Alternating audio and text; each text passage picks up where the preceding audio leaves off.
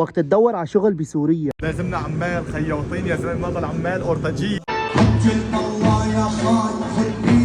عم هي واحد لازمه عمال. السلام عليكم. وعليكم السلام، تفضل. علم سمعتك عم تصيح لازمك عمال، لازمك عمال شيء. لك لازمني، انت بدك تشتغل. لك ايه انا اللي بدي اشتغل، وانا كنت اشتغل بالغربه، لك احرق الشغل حرق، بس بدي اشتغل دمي حيمي. يا عيني عليك، هذا هو العامل اللي عم بدور عليه انا اصلا. وبعدين هون عندنا السيستم غيرها. شلون يعني عندك السيستم معلم؟ يعني بالنسبه هالورشه ما هي ورشه، هي ورشه 7 نجوم. شلون يعني؟ يعني اذا فقت الصبح وحسيت حالك تعبان ونفسيتك ما رايد الشغل، ممنوع تجي على الشغل. بالله بلكي قطعتوا علي. لك هس ليسمعك المعلم، بعدين بقت لا.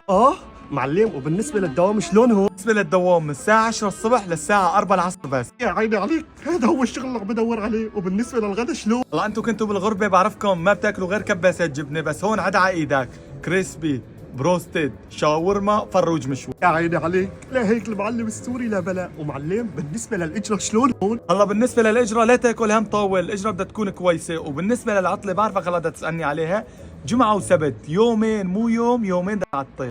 معلم ابلش هلا؟ لا انت جاي من الغربه جديد، روح تفتل شوي بالشام، شوي بحلب وباللاذقيه، وبعد اسبوع تو اشتغل. ولك انا بحلم ولا بعلم؟ لك هذا هو المعلم السوري مو وعجل بالله. زمن عمال يا مومو.